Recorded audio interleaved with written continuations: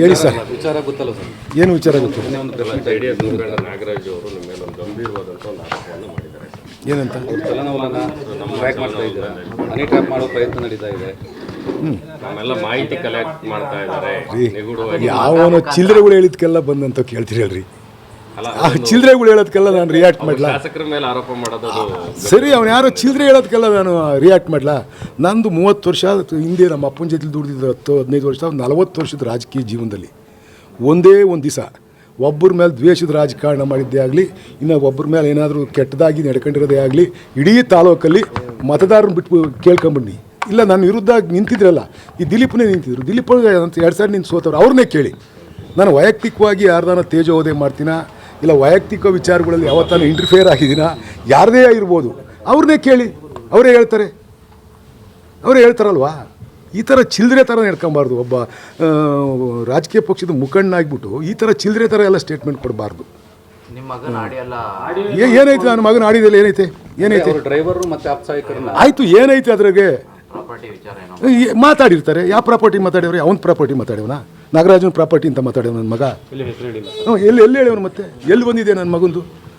ಅದ್ರಾಗೆ ಪ್ರವೋಕ್ ಮಾಡ್ತಾರೆ, ಕೇಳಿಸ್ಕೊಂಡಿದ್ದಾರೆ. ಅದ್ರಾಗೆ ಏನಾರ ಬೇಕಾ ಕೇಳ್ರು, ಏನಾರ ಬೇಕಾ ಕೇಳು ಅಂತ ಕೇಳ್ತಾರೆ ಒಬ್ಬ ಸಣ್ಣ ಧ್ವನಿಲಿ. ಅದನ್ನು ಯಾವ ಉದ್ದೇಶ ಇಟ್ಕೊಂಡು ಇವ್ರು ಮಾಡ್ತಾವ್ರೆ? ಇವ್ರು ಮಾಡ್ತಾ ಇರೋದು, ನನ್ನ ಮಗ ಮಾಡ್ತಾ ಇಲ್ಲ. ನನ್ನ ಮಗ, ನಾನು ಫೋನ್ ಕೊಡ್ತೀನಿ ನಿಮ್ಮ ಕೈಗೆ, ತಗೊಂಡೋಗಿ ಚೆಕ್ ಮಾಡಿ. ನನ್ನ ಮಗಂತವ್ ನಾನು 3 ತಿಂಗಳಾಯಿತು ಮದುವೆ ಆದಮೇಲೆ ನನ್ನ ಮಗಂತವ್ ಮಾತಾಡಿಲ್ಲ.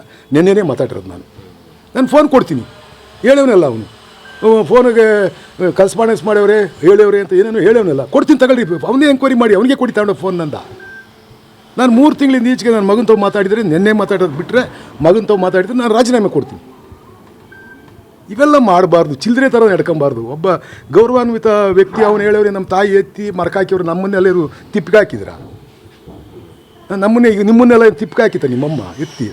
ಎಲ್ಲರೂ ಮರಕೆ ಹಾಕೋದು, ಎಲ್ಲರೂ ಗಂಡಸ್ರೆಯ, ಎಲ್ಲರೂ ತಾಕತ್ತಾಗೆ ಇರೋ ರಾಜಕೀಯ ಮಾಡೋದು. ನಾನು ನೇರವಾಗಿ ರಾಜಕೀಯ ಮಾಡೋನು. ನನ್ನ ವಿರುದ್ಧ ಯಾವನು ನಿಂತ್ಕೊಂತಾನೋ ಅದ್ರ ಬಗ್ಗೆ ತಲೆನೂ ಕೇಳಿಸ್ಕೊಳ್ಳೋದು. ನಾನು ನೋಡು, ನಾನು ಜನದತ್ರಕ್ಕೆ ಹೋಗಿ ಓಟ್ ಕೇಳೋದು ಬಿಟ್ಟರೆ ನಾನೊಂದು ಸಣ್ಣ ಸಭೆನೂ ಮಾಡಲ್ಲ. ಎದುರುಗಡೆ ನಿಂತಿರೋನಿಗೆ ಅವನ ಬಗ್ಗೆ ಒಳ್ಳೆದು ಮಾತಾಡಲ್ಲ, ಕೆಟ್ಟದು ಮಾತಾಡಲ್ಲ. ನನ್ನ ಕೆಲಸ ಏನೋ ಅಷ್ಟು ಮಾಡ್ಕೊಂಡು ಹೋಗ್ತೀನಿ. ಇವತ್ತು 5 ಕೋಟಿ ವರ್ಕು ಪೂಜೆ ಮಾಡೋಕ್ಕೆ ಹೋಗ್ತಾ ಇದ್ದೀನಿ. ಅದನ್ನು ಬಿಟ್ಬಿಟ್ಟು ಈ ಥರ ಚಿಲ್ಲರೆ ರಾಜಕಾರಣ ಮಾಡಬಾರ್ದು, ಯಾರೇ ಆಗಲಿ ಮಾಡಬಾರ್ದು. ತಗೊಳ್ಳಿ, ಹೋಗಿ ನನ್ನ ಕಾನ್ಸ್ಟಿಟ್ಯೂನ್ಸಿಲಿ ಕೇಳಿ, ಬೇಡ ನನ್ನ ಕೇಳಬೇಡಿ, ದಿಲೀಪನೇ ಹೋಗಿ ಕೇಳಿ. ಅವನು ವ್ಯವಹಾರ ಮಾಡ್ತಾವನಲ್ವ. ಒಂದು ದಿವಸ ನಾನು ಏನಾರ ಅವ್ನ ವ್ಯವಹಾರದ ಬಗ್ಗೆ ಆಗಲಿ, ಅವನದಲ್ಲ, ಅವ್ನು ಪಕ್ಕ ಕೂತಿದ್ರಲ್ಲ, ಅಕ್ಕಪಕ್ಕ ಬೆಡ್ಸೋಮಣ್ಣ ಕೂತಿದ್ರು, ಯೋಗಣ್ಣ ಕೂತಿದ್ರು, ಆಮೇಲೆ ನಮ್ಮ ಲೋಕಣ್ಣ ಕೂತಿದ್ದ, ವನಗಿರಿಗೌಡರು ಕೂತಿದ್ರು. ವನಗಿರಿಗೌಡ್ರನ್ನೇ ಕೇಳು, ಅವ್ರು ವ್ಯವಹಾರ ಮಾಡ್ತಾವ್ರಲ್ವ. ಲೋಕಣ್ಣನ ವ್ಯವಹಾರ ಮಾಡ್ತಾವನಲ್ವ, ಕೇಳಿ. ಅವ್ರಿಗೆ ವ್ಯವಹಾರಕ್ಕೆ ಯಾವತ್ತನ ಒಂದು ದಿವಸ 1 ಸೆಕೆಂಡಲ್ಲಿ ಅವರೆಲ್ಲ ನಾನು ಬಿಟ್ಟು ಹೋದ್ರಲ್ವ ಅಂತ ಇದ್ದು. ಅವ್ರಿಗೆ ಏನಾರು ತೊಂದರೆ ಕೊಟ್ಟಿದ್ದೀನಿ ಕೇಳಿ, ಯಾರಿಗೆ ತೊಂದರೆ ಕೊಟ್ಟಿದ್ದೀನಿ ಕೇಳಿ. ಅವ್ರಿಗೆ ಬೇಡ, ಇಡೀ ಕ್ಷೇತ್ರಕ್ಕೆ ಹೋಗಿ ನನ್ನ ಪರವಾಗಿರೋದನ್ನು ಬಿಟ್ಬಿಡಿ, ವಿರುದ್ಧವಿರೋರು ಹೋಗಿ ಕೇಳಿ. ಯಾವತ್ತನ ಈ ಥರ ಕೆಟ್ಟ ರಾಜಕಾರಣ ನನ್ನ ಜೀವನದಲ್ಲಿ ಮಾಡಿದ್ದೀನಿ ಅಂತ ಕೇಳಿ. ನಾನು 1 ಸೆಕೆಂಡ್, ಯಾರೋ ಒಬ್ರು ಹೇಳಿದ್ರು 1 ಸೆಕೆಂಡ್ ರಾಜಕೀಯದ ಮುಂದುವರಿಯಲ್ಲ, ರಾಜೀನಾಮೆ ಕೊಟ್ಟು ಮನೆಗೆ ಹೋಗ್ತೀನಿ. ನಾನು ಇಲ್ಲೇನು ಯಾವ ಹನಿ ಟ್ರಾಪ್ ರೀ? ಯಾಕ್ರಿ ಮಾಡಕ್ಕೆ ಹೋಗ್ಯಾರೆ? ಏನು ಹನಿ ಟ್ರಾಪ್ ಮಾಡ್ತಾರೆ? ಎಲ್ಲೈತೆ? ಐತೆ ಅದೇ ಯಾವ ತೋರ್ಸಪ್ಪ, ಅವ್ನು ಆ ಥರ ಮಾತಾಡೋದು ಇದ್ದಿರು ತೋರಿಸಿ. ಅವನು ಹೇಳ್ತಾನೆ, ತಲೆ ಕೆಟ್ಟನು ಏನೇನೋ ಬಗಳಿದ್ಕೆಲ್ಲ ನಾವು ಆನ್ಸರ್ ಮಾಡೋಕ್ಕಾಗುತ್ತಾ? ಯಾರು ಉತ್ತಮರೇದಾರ ಮಾತಾಡಿದ್ರೆ ಹೇಳಾರ, ಅವ್ನು ಉತ್ತಮನ ಬಂದು ಈ ಥರ ಇದನ್ನು ದೊಡ್ಡ ವಿಚಾರ ಮಾಡ್ಕೊಂಡು ಸ್ಟೇಟ್ಮೆಂಟ್ ಕೊಟ್ಟಿರೋದು ಅವ್ನು ಉತ್ತಮನ. ಅವನು ಇದರಿಂದ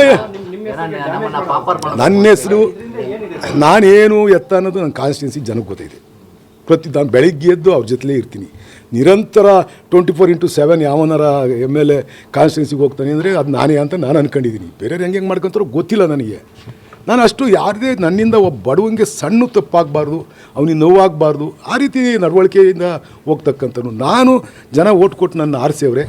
ನನ್ನ ನಡತೆಯಿಂದ ನನ್ನ ಕಾನ್ಸ್ಟಿಟ್ಯೂನ್ಸಿ ಜನಕ್ಕೆ ಯಾವತ್ತೂ ಅಗೌರವ ಆಗಬಾರ್ದು, ಗೌರವ ಸಿಗಬೇಕು. ನಾನು ಒಬ್ಬ ಒಳ್ಳೆ ವ್ಯಕ್ತಿ, ಓಟ್ ಹಾಕಿದ್ದೀವಿ ಅನ್ನೋ ಭಾವನೆ ನನ್ನ ಕಾನ್ಸ್ಟಿಟ್ಯೂನ್ಸಿ ಜನಕ್ಕೆ ಬರಬೇಕು ಅನ್ನೋ ರೀತಿಯಲ್ಲಿ ನಾನು ನಡ್ಕೊತಾ ಇರ್ತಕ್ಕಂಥ. ವಿರುದ್ಧ ಷಡ್ಯಂತ್ರ ಏನು ನಡೀತಾ ಇದೆಯಾ ಅಂತ ಗೊತ್ತಿಲ್ಲ. ಯಾವನು ಏನು ಮಾಡ್ಕೊಂಡ್ರು ನಾನು ಅದಕ್ಕೆಲ್ಲ ಏನು ತಲೆ ಕೆಡ್ಸ್ಕೊಳಕ್ಕೆ ಹೋಗಲ್ಲ.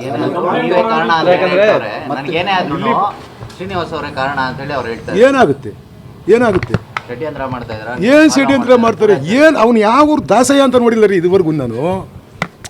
ಅವನು ಯಾವನು ಎಲ್ಲಿ ಓಡಾಡ್ತಾನೆ, ಎಲ್ಲ ಅವನಿಂದ ನಾನು ತಲೆ ಕೆಡಿಸ್ಕೊಳಕ್ಕೆ ಹೋಗಲ್ಲ.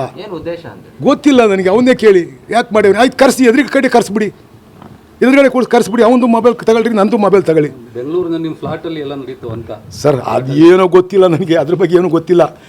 ನನ್ನ ಅದ್ರಾಗೆ ಮಗನಿಗೆ ಹೇಳಿ ಮಾಡ್ಯವ್ರಿ, ಅವು ಇವು ಅಂತ ಹೇಳವನಿ. ನಾನು ಮಗನ ವಿಚಾರಿಸ್ಕೊಂಡೆ.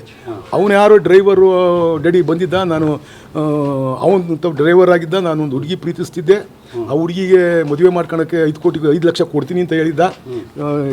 ಎಂ ಪಿಗೆ ಎಲೆಕ್ಷನ್ ತನಕ ಕೊಡ್ತೀನಿ ಅಂತ MP ಎಲೆಕ್ಷನ್ ಆದಮೇಲೆ ನಾನು ತೆಗೆದಾಕ್ಬಿಟ್ಟ. ನನಗೆ ಮದುವೆಗೆ ಮಾಡ್ಕೊಳಕ್ಕೆ ಕಾಸು ಕೊಡಿ ಅಂತ ಕೇಳ್ದ ಡ್ಯಾಡಿ. ನಾನು ಬಾಂಬೆಲಿದ್ದೆ, ಬತ್ತೀನಪ್ಪ ಬಂದು ನಮ್ಮ ತುಮಕೂರಿಗೆ ಹೋಗಿ ಮಾತಾಡ್ತೀನಿ ಅಂತ ಹೇಳಿದೆ. ಅಷ್ಟು ಬಿಟ್ಟರೆ ನನಗೆ ಬೇರೆ ಥರದ್ದು ಏನು ಗೊತ್ತಿಲ್ಲ ಡ್ಯಾಡಿ ನನಗೆ ಅಂತ ಅವನು ಹೇಳ್ದ. ಅವ್ರು ಹೋಗಿರೋದು ನಿಜ, ಡ್ರೈವರೇ ನಿಮ್ಮ ಅವ್ರನ್ನ ಸಂಪರ್ಕ ಮಾಡಿರೋದು. ಅವರೇ ಸಂಪರ್ಕ ಮಾಡವ್ರೆ. ಆಮೇಲೆ ಯಾರೋ ಅವ್ನು PF ಏನೋ ನನಗೆ ಗೊತ್ತಿಲ್ಲ, ಅವರೇ ಸಂಪರ್ಕ ಮಾಡವ್ರೆ. ನೀವು ಕೇಳಿ, ಆಡಿಯೋದಲ್ಲಿ ಕೇಳಿ, ಇನ್ನೇನಾರು ಬೇಕಾ ಕೇಳ್ರು ಅಂತ ಮೇಲೂ ಧ್ವನಿಯಲ್ಲಿ ಮಾತಾಡವ್ರೆ. ಹಂಗೆ ಮಾತಾಡೋರೆ ಅಂದ್ರೆ ಇವ್ರ ಉದ್ದೇಶ ಏನೈತೆ, ಇವನ ಉದ್ದೇಶ ಏನೈತೆ? ಇವನೇ ನನ್ನ ಮಗನ ತಗ ಕಳಿಸಿರೋದಲ್ವಾ ಅಲ್ವಾ? ತೆಗೆದು ನೋಡಿ ನೀವು, ಪ್ಲಾನ್ ಮಾಡೋ ಥರ ಹಂಗೆ ಕಾಣಿಸ್ತಾ ಇರೋದು ನನಗೆ. ಈಗ ಆಯ್ತು ನಾನೇನು ಮಾಡೋದ? ಕಾನೂನು ಹೋರಾಟ ಏನಾದ್ರು ನಾ ಇದಕ್ಕೆ ಅಲ್ಲಿ ಯಾವನ್ರಿ ಇವನು ರೀ, ಯಾರ ಬಗ್ಗೆ ಮಾಡನ್ರಿ? ಕೊಟ್ಟು ಮಾತಾಡ್ತಾ ಇದ್ದಲ್ಲ ಪಿಸ್ ಮಾತು. ಅಲ್ಲ, ನೀವು ಪಿಸ್ ಮಾತ ನೀವು ಕೇಳ್ರಿ. ನೀವು ನಿಮ್ಮ ಮಗನ ಹೆಸರು ತಗೊಂಬಂದು ಈ